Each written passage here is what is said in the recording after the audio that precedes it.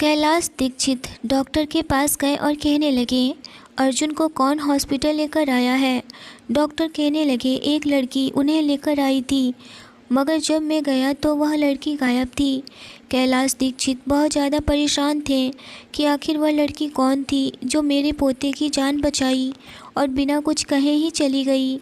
कैलाश जी बहुत ज़्यादा परेशान हो रहे थे उस लड़की को जानने के लिए। वही अर्जुन अभी होश में आ चुका था। उसके फैमिली वाले उसके पास गए और कहने लगे, तुम अपना ख्याल क्यों नहीं रखते हो। लता जी तो अर्जुन को इस हालत में देखकर रोने लगी थी। अर्जुन अपनी माँ को रोते हुए नहीं देख सकता था। वह कहने लगा, मम्मा प्लीज़ नहीं रोइए, मैं बिल्कुल ठीक हूँ।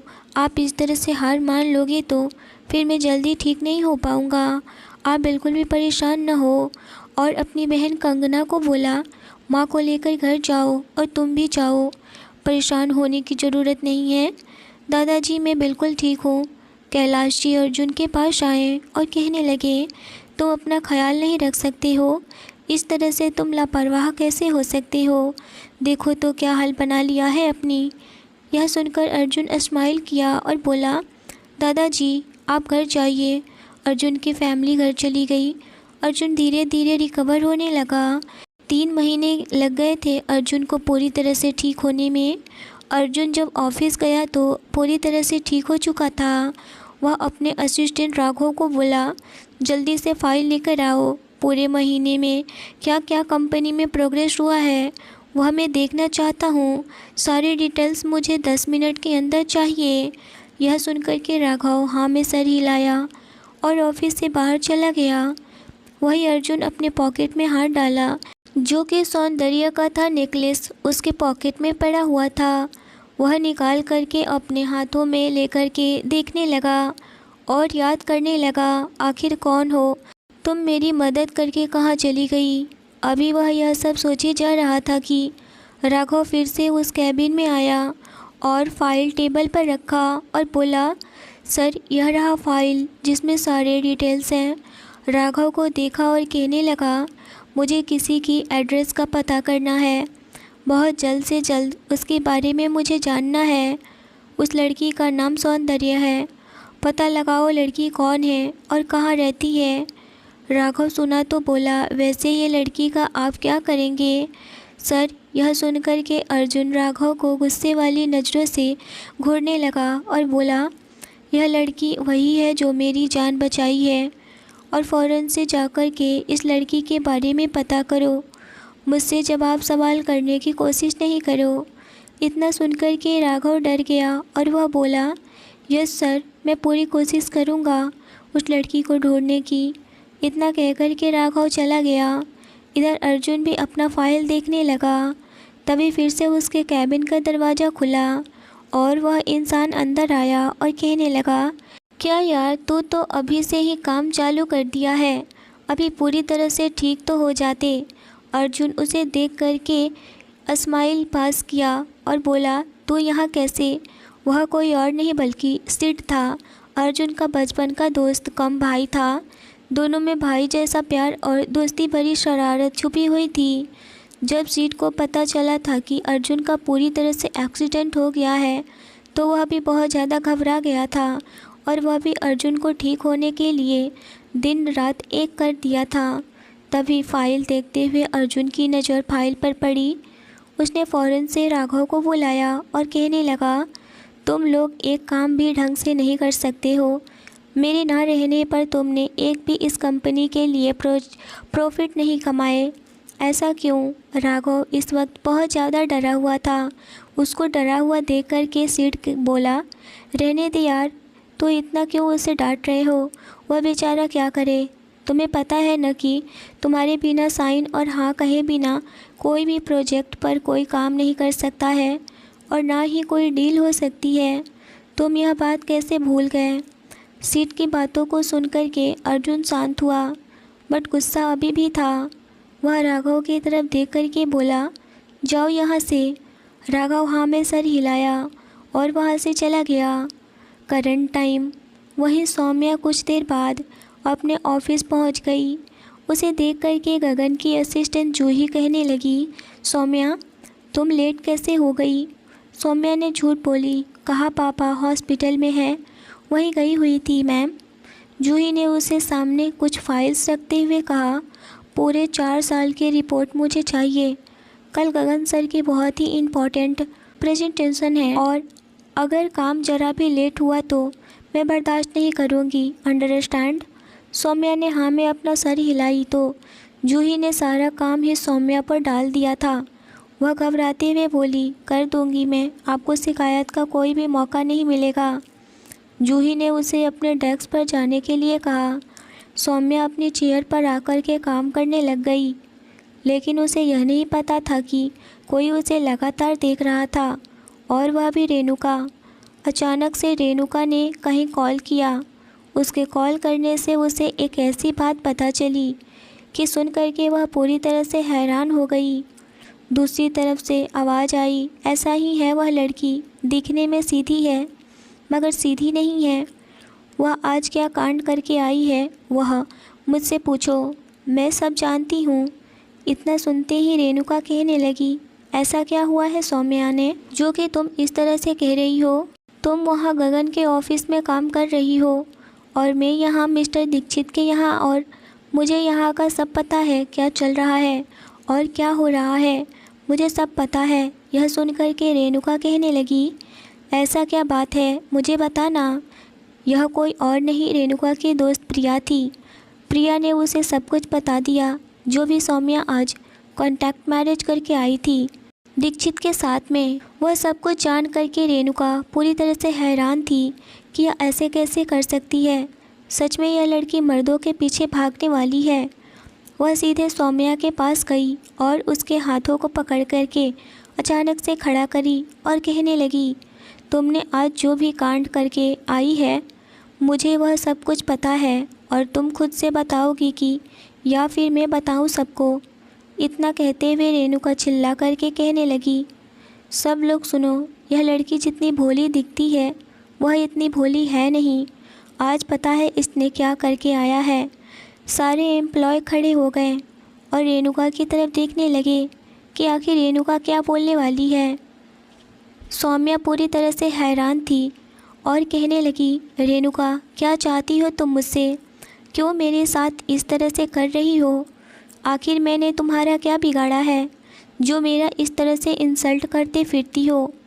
सौम्या को इस वक्त बिल्कुल भी समझ में नहीं आ रहा था कि आखिर रेणुका किस बात पर बिगड़ रही है और इतना गुस्सा क्यों आ रहा है और यह क्या कहना चाहती है सबसे। तभी रेणुका सौम्या की तरफ देखते हुए बोली, इस भोली सी सूरत वाली लड़की को पता है आज इसने क्या किया है? मिस्टर दीक्षित। अभी वह इतना बोली ही थी कि सौम्या को याद आ गया कि कहीं इसे मेरे कॉन्ट्रैक्ट मैरिज वाला बात तो पता नहीं चल गया है। उधर गगन आहूजा कंपनी में एंटर किया और इस तरह से सारे एम्प्लॉय को खड़े होते हुए देखकर पहले से ही आंखें लाल किए हुए देखने लगा और बोला, क्या हो रहा है यहाँ, कोई बताएगा मुझे? तभी एक एम्प्लॉय कहने लगा, सर रेणुका जी हमें कुछ बताना चाहती हैं। यह सुनकर के गगन रेणुका की तरफ देखने लगा और बोला, क्या बताना चाहती हो रेणुका? तुम्हें मैंने बार बार कहा है ना कि सौम्या के इर्द गिर्द भी नज़र नहीं आना, मगर तुम अपनी ही मनमानी करती रहती हो। तुम सौम्या से दूर ही रहो। चलो मुझे तुमसे कुछ ज़रूरी बात करनी है। इतना कहते हुए गगन अपने कैबिन की तरफ कदम बढ़ाया। गगन को इतना गुस्सा में देखकर रेणुका भी डर गई और मुंह बनाते हुए सौम्या की तरफ देखने लगी और बोली, मैं तुम्हें बाद में देखती हूँ, आज तो बच गई है। और इतना कहकर वह गगन के पीछे चली गई। गगन अपने कैबिन में गया और अपने चेयर पर बैठ गया। रेणुका भी उसके पीछे गई और वह भी टेबल के पास खड़ी हो गई। गगन उसे गुस्से भरी नज़रों से घूरते हुए कहने लगा, तुम जो कुछ भी कहने जा रही थी ना, तुम बहुत गलत करने जा रही थी। तुम अभी मिस्टर अर्जुन दीक्षित को जानती नहीं हो। जितना वह डिसेंट और कूल दिखता है उतना वह है नहीं। तुम्हें 1 मिनट में गायब कर देगा और तुम्हें पता भी नहीं चलेगा, समझ गई? तुम आगे से ध्यान रखना और सौम्या को तो बिल्कुल भी परेशान अब नहीं करना। क्योंकि मुझे भी पता चला है कि सौम्या और अर्जुन दीक्षित की मैरिज हुई है और यह बात सभी को पता है। बात समझ में आई, और अगर किसी को नहीं पता होगा तो वह मैं खुद ही अनाउंस कर दूंगा, और यह अनाउंस करने के लिए खुद मुझे अर्जुन ने ही कहा है। तो एक बात अपने दिमाग में बैठा लेना कि सौम्या को किसी भी तरह की कोई भी परेशानी नहीं आनी चाहिए। इतना सुनना था कि रेणुका पैर पटकते हुए गगन के कैबिन से बाहर चली गई। गगन उसे जाते हुए देख रहा था। तभी गगन के फ़ोन की घंटी बजी। उसने जल्दी से फ़ोन उठाया। वह कोई और नहीं बल्कि अर्जुन ही था। अर्जुन कहने लगा, सौम्या मेरी वाइफ है और उसे कोई भी प्रॉब्लम नहीं होनी चाहिए। उस लड़की को बता देना। यह सुनकर के गगन को समझते देर नहीं लगा उसको कि वह किसकी बात कर रहा है, और जाहिर सी बात है वह तो रेणुका की ही बात कर रहा है, क्योंकि रेणुका हर वक्त सौम्या को परेशान करने में ही लगी हुई थी। अभी अर्जुन कॉल से गगन से बातें कर ही रहा था कि उसके कैबिन में राघव आया। राघव को देख करके अर्जुन ने कॉल कट कर दिया और राघव से बोला, क्या बात है? राघव बोला, सर हमें सौंदर्य का फ़ोन नंबर मिल गया है। यह सुनकर के अर्जुन की आंखों में चमक आ गई और वह हैरान होते हुए बोला, क्या सच में? राघव ने उसके सामने वह नंबर रखते हुए कहा, जी सर, एक बुढ़ी औरत ने हमें यह नंबर दिया है। अर्जुन ने पूछा, यह नंबर सौंदर्य का ही है ना? यह सुनकर के राघव बोला, जी सर। अर्जुन के चेहरे पर जीत की खुशी थी। आखिर इतने महीने के बाद ही अर्जुन को सौंदर्य का नंबर मिल गया। वह बड़बड़ाया, सौंदर्य, आखिर मैं तुम्हें ढूंढ ही लिया। वही आहूजा इंडस्ट्री सौम्या जूही के कहने पर प्रेजेंटेशन बनाने में लगी हुई थी। रात के 11 बज चुके थे। उसके डेस्क पर काम फैला हुआ था और वह अभी काफ़ी थक चुकी थी। तभी जूही वहाँ से निकली। उसकी नज़र काम करती हुई सौम्या पर गई। वह चलते हुए सौम्या के पास गई और बोली, अभी और कितनी देर लगेगा? उसे देखते हुए सौम्या खड़ी हो गई और उसने कहा, बस 1-2 घंटे और उसके बाद प्रेजेंटेशन बस तैयार हो जाएंगे। ये सुनकर के जूही बोली, अभी बहुत देर हो चुकी है, बाकी काम घर पर कर लेना, और हाँ, कल ऑफिस जल्दी आ जाना। सौम्या ने कहा, काम ख़त्म होते ही मैं चली जाऊंगी। जूही ने कहा, मुझे बस मेल कर देना। यह इंस्ट्रक्शन देकर के जूही वहाँ से चली गई। सौम्या वापस काम में लग गई। उसके हाथ तेज़ी से लैपटॉप के कीबोर्ड पर चल रहे थे। 1 घंटे के बाद सौम्या ने रिपोर्ट तैयार करके जूही को ईमेल कर दिया और फिर प्रेजेंटेशन बनाने में लग गई। 1 घंटे में वह भी बंद करके तैयार थी। अब तक वह बहुत ज़्यादा थक चुकी थी। उसने हाथ फैलाकर अंगड़ाई ली और अपनी स्टेटनी को ठीक करने की कोशिश की। इस काम के चक्कर में उसने सुबह से कुछ भी नहीं खाया था और अब उसे बहुत ज़ोरों की भूख लगी हुई थी। सौम्या ने डेस्क से अपना सारा सामान उठाया और ऑफिस से बाहर निकल गई। उसके बाहर जाते ही एक साया उसके डेस्क के पास आया। वह और कोई नहीं बल्कि रेणुका थी। रेणुका ने आसपास देखा कि कोई तो नहीं है। गहरी सांस लेकर के वह डेस्क पर बैठ गई।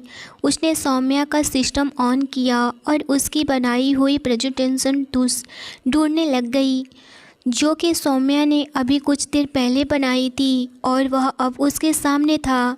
रेणुका के चेहरे पर स्माइल आ गया और कहने लगी, अब तुम गई सौम्या। इसके बाद रेणुका ने वह डिलीट कर दी। कल की मीटिंग बहुत ज़्यादा इम्पॉर्टेंट है और गगन सर तुम्हें इसके लिए कभी भी माफ़ नहीं करेंगे। इसके बाद रेणुका हंसने लग गई। बाहर जाते ही रेणुका ने अपने दोस्त प्रिया को कॉल की। प्रिया फ़ोन उठाकर बोली, काम हुआ? रेणुका खुश होते हुए बोली, बिल्कुल, और कल तमाशा देखने के लिए तैयार रहना। कल का तमाशा ज़ोरदार होगा। सौम्या घर पर आ चुकी थी। सौम्या वहीं सोफे पर आकर के निठाल हो कर के बैठ गई। उसे ऐसा लग रहा था जैसे कि उसमें जरा सी भी हिम्मत बाकी नहीं थी। वह किसी भी तरह से खड़ी हुई और उसने पानी पिया। वह अपने लिए डिनर रेस्टोरेंट से ऑर्डर कर चुकी थी। उसे बिल्कुल भी हिम्मत नहीं कर रहा था कि आज वह खुद के लिए डिनर बना सके। कुछ देर में ही उसका डिनर आ गया और वह डिनर की और अपने कमरे में चली गई। सौम्या अपने रूम में गई और कपड़े बदलने लगी। वह आराम से अपने बेड पर लेट गई और उसने साथ वाली टेबल से अपना एक फ़ोन उठाया। यह सौम्या का पर्सनल फ़ोन था, जिसका नंबर उसने मुंबई में किसी को भी नहीं दिया था। सौम्या ने फ़ोन देखा, जिस पर करीब 20 कॉल आए हुए थे। सौम्या ने देखकर घबरा गई। यह किसकी कॉल है, वह भी इतनी बार? सौम्या का दिमाग अनेक सवालों में उलझ चुका था। वह बहुत ज़्यादा ही डर भी गई थी। यह किसका नंबर है? मुझे इस शहर में कौन जानता है? सौम्या कांपने लग गई। फिर उसके दिमाग में आया, कहीं पापा के रिलेशन के तो कोई नहीं है ना? कोई कर्जा वापस मांगने वाला होगा तो मैं क्या करूँगी? सौम्या का दिमाग इन सब सोचों में ही बुरी तरह से ख़राब हो रहा था। वह क्या करे, उसे कुछ भी समझ में नहीं आ रहा था। वह सोचने लगी, एक बार कॉल करके देखूं क्या, लेकिन फिर उसके चेहरे पर स्माइल आ गई। अब उसके पास तो 25 करोड़ रुपए आने वाले थे, तो वह यह लोन आराम से चुका सकती थी। तभी डोर बेल हुई। उसने बाहर जाकर के दरवाज़ा खोला। उसके सामने एक पड़ोस के अंकल खड़े थे। सौम्या ने स्माइल देते हुए कहा, जी अंकल बोलिए, क्या बात है? वह अंकल सौम्या की तरफ देखे और फिर अंदर आने के लिए कहा। उसका पर्सनल फ़ोन उसके हाथ में ही था। वह अंकल पूछे, अब तुम्हारे पापा कैसे हैं? सौंदर्या बोली, अंकल अब तो वह काफ़ी स्टेबल है, जल्दी उनकी सर्जरी भी होने वाली है। अंकल ने सौम्या को सिर पर हाथ रखते हुए कहा, ज़रूर, मुझे चाय नहीं पिलाओगी? तुम्हारी आंटी ने तो आज चाय देने से मना कर दिया। सौम्या हंसते हुए बोली, मैं चाय लेकर के आती हूँ, आप बैठिए। अंकल भी चेयर पर बैठ गए और सौम्या उनके लिए चाय बनाने में लग गई। तभी उसका पर्सनल नंबर रिंग होने लगा। सौम्या ने फिर से उस पर नज़र डाली। उसके चेहरे का रंग एकदम से पीला पड़ गया था। फिर वही नंबर आया था। उसने कॉल रिसीव किया। साथ ही अंकल से पूछी, चाय में कितनी चीनी डालूं? वह अंकल ने जवाब दिए, 2 चम्मच स्वीटी। सौम्या हंसने लगी, क्योंकि अंकल जी उसे अक्सर प्यार से स्वीटी ही बुलाते थे। सौम्या ने फ़ोन कान से लगाया और कहा, हेलो, लेकिन दूसरी तरफ से और कोई नहीं बल्कि अर्जुन था, जो कि एक आदमी की आवाज़ सुन चुका था। और उस आदमी के मुंह से स्वीटी शब्द सुनकर वह हैरान था। सौम्या ने फिर दोबारा से हेलो बोली और पूछी, कौन है? लेकिन अर्जुन ने इस टाइम कॉल कट कर दिया। अर्जुन के चेहरे पर गुस्सा आ गया था और आंखों में थोड़ी नमी। वह भरा और बड़बड़ाया, मैं भी कितना पागल था कि एक ऐसी लड़की के लिए अपनी फीलिंग्स बना बैठा, जिसमें जानता भी नहीं था कि वह नाम मुझे जानती थी। मैंने ऐसा सोच भी कैसे लिया कि सौंदर्य की लाइफ में कोई हो नहीं सकता। अर्जुन को लगा कि उसने सौंदर्य पर अपना टाइम बर्बाद करके बहुत बड़ी गलती कर दी। उसने ज़मीन पर अपना फ़ोन गुस्से में दे मारा। फिर अर्जुन ने अपना पैर पटका और अपने ऑफिस से बाहर निकल गया। सौम्या ने हैरानी से फ़ोन की तरफ देखा और बोली, कमाल है, मिस कॉल दिए हुए थे और अब बात भी नहीं की। शायद किसी का रॉन्ग नंबर हो सकता होगा। यह सोच कर के वह चुप हो गई। अंकल के जाने के बाद सौम्या बेड पर लेट गई और उसे जल्दी ही नींद आ गई। आधी रात हो चुकी थी। सौम्या का दूसरा नंबर रिंग होने लगा, जो पर्सनल नहीं था। सौम्या ने कॉल पिक की और आधी नींद में जवाब दिया, हेलो। दूसरी तरफ से उसे एक आदमी की आवाज़ आई, hello Soumya ma'am. Soumya ma'am सुनकर के सौम्या की आंखें खुल गई और उसने स्क्रीन पर नज़र डाली। वह जो लिखा हुआ था, उसने कहा, कहिए राघव जी। राघव बोला, सौम्या जी, आपकी ज़रूरत है, आप इसी टाइम अर्जुन सर के होटल में पहुंचिए। राघव ने सौम्या से कहा। सौम्या उठकर बैठ गई। होटल? लेकिन क्यों? और आपने टाइम देखा है, रात के 2:30 बज रहे हैं। राघव ने कहा, अर्जुन सर इस टाइम बहुत पीली हैं और उन्हें अपना होश भी नहीं है। अब आपको आकर ही उन्हें संभालना पड़ेगा। सौम्या पहले तो थोड़ा घबराई। सौम्या ने हैरान होते हुए पूछा, मैं? लेकिन क्यों? इतनी रात को मैं वहाँ नहीं जाऊँगी। राघव थोड़ा इरिटेट होते हुए कहा, क्योंकि अब आप मिसेज अर्जुन दीक्षित हैं, यानी कि उनकी पत्नी हैं, तो अब आपको ही उन्हें देखना होगा। और वैसे भी कॉन्ट्रैक्ट के डॉक्यूमेंट पर तो सब कुछ लिखा हुआ है। प्लीज़ यहाँ जल्दी से आइए, उन्हें गुस्सा मत दिलाइए। सौम्या के कुछ बोलने से पहले ही राघव ने कॉल कट कर दिया। सौम्या के हाथ पैर ठंडे हो चुके थे। वह बड़बड़ाते हुए बोली, यह अमीर लोग भी ना इतना अजीब होते हैं। अब जाना तो पड़ेगा, मेरे पास और कोई दूसरा ऑप्शन भी तो नहीं है ना। वहीं दूसरी तरफ दीक्षित होटल। कुछ देर में सौम्या तैयार होकर के होटल पहुंच गई, जहां पहुंचकर उसके सामने उसे रात का मंजर सामने याद आने लगा, जब उसका अपना ही बॉस क्लाइंट के साथ उससे बदतमीजी करने की कोशिश कर रहा था और वह एक बार फिर से अर्जुन के सामने आने वाली थी। उसने खुद को याद दिलाते हुए कहा, सौम्या, तेरी और अर्जुन सर की शादी बस डॉक्यूमेंट पर ही है, समझी। सौम्या दबे कदमों से अर्जुन के प्राइवेट रूम में दाखिल हुई। उसकी नज़र जैसे ही अर्जुन पर पड़ी, वह हैरान रह गई। अर्जुन वाइन के नशे में बेसुध सोफे पर पड़ा हुआ था। उसका कोट साइड में था, टाई नीचे तक आई हुई थी और शर्ट के बटन खुले हुए थे। बाल उसके माथे पर आए हुए थे। इन्होंने इतनी कैसे पी ली? क्या हुआ है? वह जल्दी से अर्जुन के पास जाकर बैठ गई और उसे संभालने की कोशिश करने लग गई। उसने अर्जुन के गालों को हल्के से थपथपाई। अर्जुन सर, प्लीज़ उठिए। वह आवाज़ करते हुए उसे उठाने की कोशिश कर रही थी। इतने में राघव आया और बोला, मिसेज अर्जुन, अच्छा हुआ कि आप आ गए, आप इनको संभालिए। उसने कार की चाबियां उसके सामने रखते हुए कहा, यह रही कार की चाबी, आप इन्हें घर पहुंचा दीजिए। सौम्या की आंखें फैल गई। राघव जी, यह आप क्या कह रहे हैं? तभी राघव ने कहा, अब आप मिसेज अर्जुन हैं तो यह आपको ही करना पड़ेगा। यह बात सुनकर के सौम्या ने थोड़ा गुस्से में होते हुए बोली, यह काम आप भी कर सकते हैं। तभी फिर राघव बोला, मैडम, अब मुझे भी घर जाना है। मिसेज अर्जुन आप ही हैं, अब यह सब देखना होगा आपको ही। सौम्या ने उसे रोकते हुए कहा, आप मुझे सौम्या कहिए, मिसेज अर्जुन नहीं। वैसे भी हमारी शादी बस कागज़ पर है।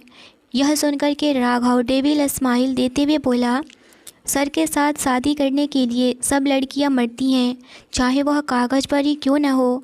और आपकी तो शादी सच में इनसे हुई है। वह वहाँ से जाने लगा, लेकिन फिर रुक कर के उसने सौम्या से पूछा, वैसे तुम्हें कार चलानी आती है या नहीं? क्या पता, तुमने तो ऐसे कार देखी भी नहीं होगी। राघव की भाषा में काफ़ी एटीट्यूड था। सौम्या ने कहा, आप शायद मुझे गलत टोन में बात कर रहे हैं। राघव जी, आप शायद भूल रहे हैं कि मैं आपके बॉस की वाइफ हूँ, चाहे 2 साल के लिए ही क्यों ना हूँ, पर आप लिमिट क्रॉस मत कीजिए। राघव हंसते हुए बोला, आखिर आपको समझ में आ ही गया कि आप कौन हैं, और इन्हें घर पहुँचा दीजिए। इतना कहकर के वह बाहर निकल गया। राघव बाहर आया तो बड़बड़ाया, मैं सर को घर छोड़ सकता था, लेकिन अर्जुन सर ने ही मुझे सौम्या जी को बुलाने के लिए कहा था। रूम के अंदर सौम्या अर्जुन को संभालने की कोशिश कर रही थी। अर्जुन सर उठिए, सर प्लीज़। अर्जुन को औरतों की कंपनी पसंद नहीं थी और सौम्या को भी उसके पास थोड़ा अजीब लग रहा था। आखिर वह उन औरतों में से नहीं थी जो अर्जुन का साथ पाने के लिए उसके बिस्तर तक जा सकती थी। सौम्या ने पानी का ग्लास उठाया और अर्जुन के होठों से लगाते हुए बोली, अर्जुन सर प्लीज़ आप पानी पी लीजिए। अर्जुन ने अपनी आंखें हल्की सी खोली और सौम्या पर नज़र डाली। उसका चेहरा अपने हाथों से छू करके उसे कहा, सौंदर्य। अर्जुन के मुंह से सौंदर्य का नाम सुनकर सौम्या का दिल ज़ोर से धड़कने लग गया। सौंदर्य, तुम आ गई? अर्जुन ने ऐसा कहा तो सौम्या ने उसका सर अपने कंधे पर रखते हुए जवाब दिया, जी मैं आ गई। अर्जुन सर, चलिए घर चलते हैं। सौम्या ने अर्जुन को खड़ा किया और उसका हाथ कंधे पर रखा। धीरे धीरे वह उसे बाहर लेकर जाने लगी और अर्जुन लड़खड़ाते कदमों से उसके साथ चलते रहा। उसने सौम्या पर निगाह डाली और अब उसका चेहरा उसके सामने साफ था। जो समझ गया कि वह उसे बचाने वाली सौंदर्य नहीं बल्कि उसकी पत्नी सौम्या थी, जिसे उसने 2 साल के लिए शादी की कॉन्ट्रैक्ट साइन की है। अब टाइम था कि सौम्या की तरह वह भी शादी को एक्सेप्ट करे। सौम्या रास्ता बताते हुए उसे होटल से बाहर लेकर गई। बाहर ही उसकी कार खड़ी थी। सौम्या ने पीछे की सीट पर दरवाज़ा खोला और उसे पीछे लेटा दिया। अर्जुन ने उसका हाथ कस के पकड़ लिया। दोनों एक दूसरे के बहुत करीब थे। अर्जुन की आंखें सौम्या पर टिकी हुई थी। चाहे वह नशे में था, फिर भी सौम्या को वह देख पा रहा था। उसने सौम्या की कलाई को कस के पकड़ा हुआ था और उसे अपने करीब खींचा। वह उसे अपने और भी करीब किया और बोला, मेरे करीब आना चाहती हो है ना? मेरे साथ सोना चाहती हो? यह सुनकर के सौम्या को गुस्सा आया। उसने किसी भी तरह से खुद को अर्जुन की पकड़ से छुड़ाई और उसने कार चलाने तो नहीं आती थी, इसीलिए उसने एक ड्राइवर बुलाया और खुद पीछे अर्जुन के साथ बैठ गई। उसके पास अर्जुन का एड्रेस था जो राघव ने उसे टेक्स्ट कर दिया था। अर्जुन ने उसके कंधे पर अपना सिर रख लिया था और अनजाने में उसने सौम्या का हाथ कसकर पकड़ लिया था। सौम्या यह देख करके हैरान हो गई थी और थोड़ी सी घबरा भी गई थी, पर जानती थी अभी अर्जुन नशे में है, इसीलिए वह कुछ नहीं बोली। थोड़ी देर में वह दीक्षित मैंसन पहुंच गई। क्या कभी अर्जुन जान पाएगा सौम्या ही सौंदर्य है या उन दोनों में सिर्फ कॉन्ट्रैक्ट मैरिज ही रह जाएगा या फिर प्यार भी हो जाएगा? यह जानने के लिए आगे की स्टोरी के साथ बने रहिए। स्टोरी कैसे लगी मुझे ज़रूर बताइए। चैनल पर पहली बार आए हैं तो चैनल को ज़रूर सब्सक्राइब करिए। स्टोरी अच्छी लगी हो तो लाइक करें। मिलते हैं एक इंटरेस्टिंग एपिसोड के साथ। Thanks for watching.